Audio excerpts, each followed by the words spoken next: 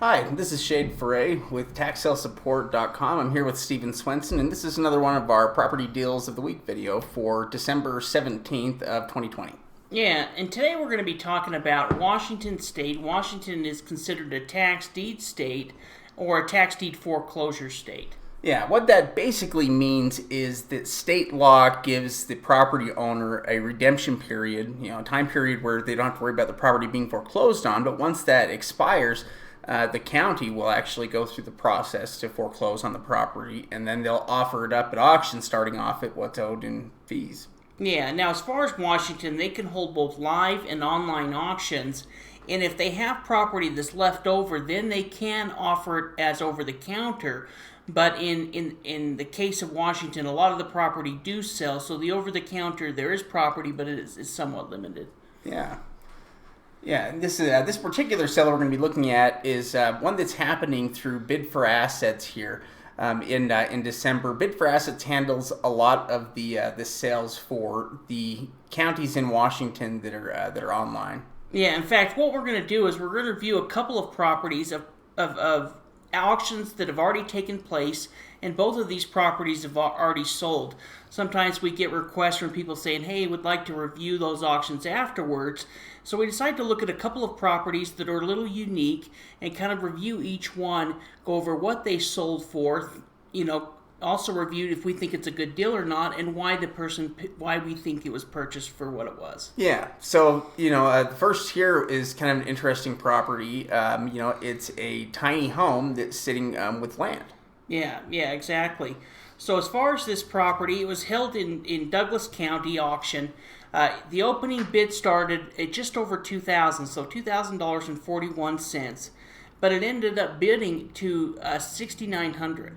Yeah, so it sold for under $7,000, which is not bad considering it's a place to live. Yeah. I mean, it is a tiny home, but it does have assessment value as a structure. It's legal.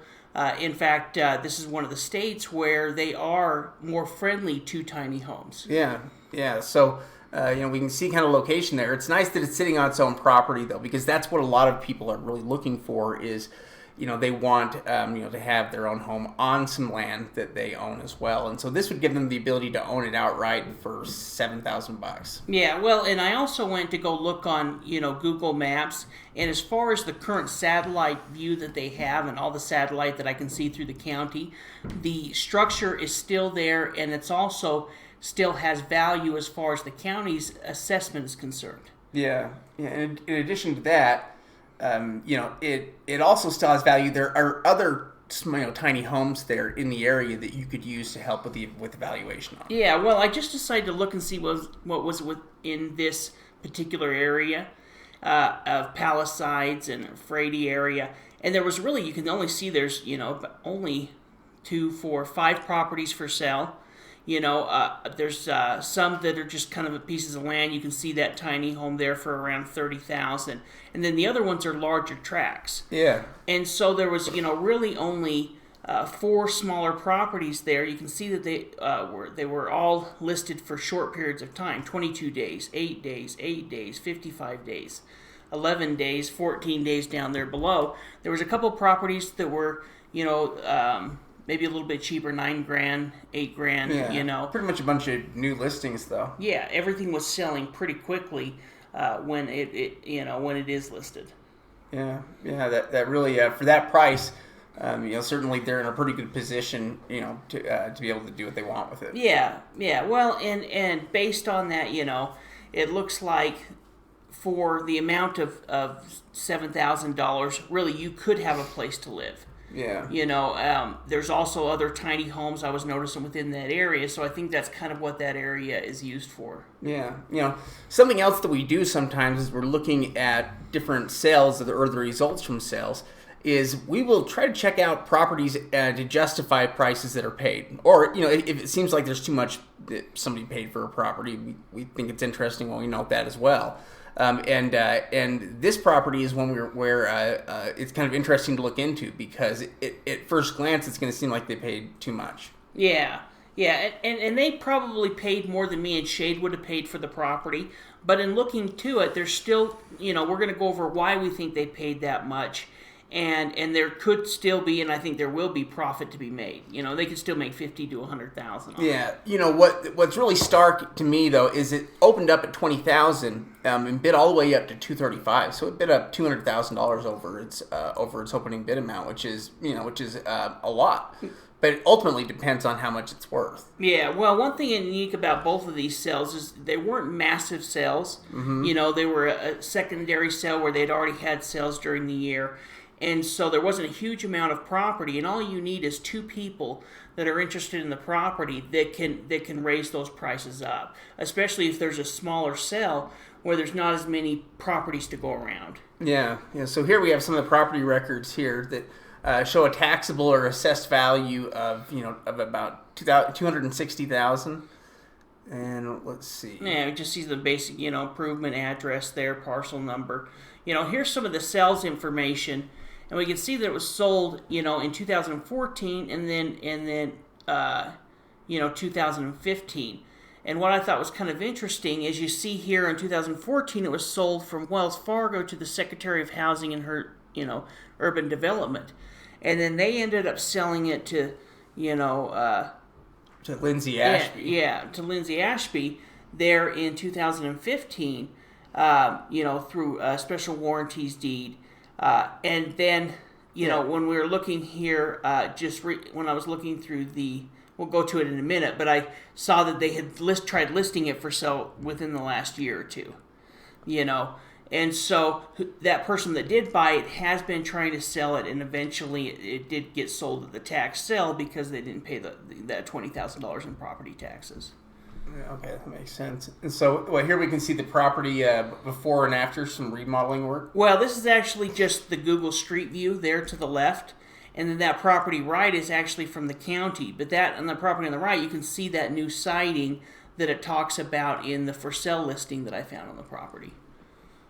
Excellent. Yeah, so somebody's been putting money into the property and looking to get it fixed up. Yeah, and that's one thing. That's the reason we'll check things like Zillow, because a lot of times they'll have past listings on there that'll have information that you can see when it was listed for sale, and if they have things like photos or a listing heading or information on, that's going to tell you a lot more about the property. Now, we're not going to guarantee that it's still going to look like this, but we know as of whenever it was last listed that this is what it looked like at that time. We'd of course go get a street side, do an on-site inspection before we buy it. But, we know that at least within the last year or so, it was in pretty fair condition. Yeah. Well, and you can see here the value on it is actually, $323,000 there, which means that even though they did pay too much, they're probably still not going to lose money on it. Well, and part of that reason is you can see that 30-day change down there below.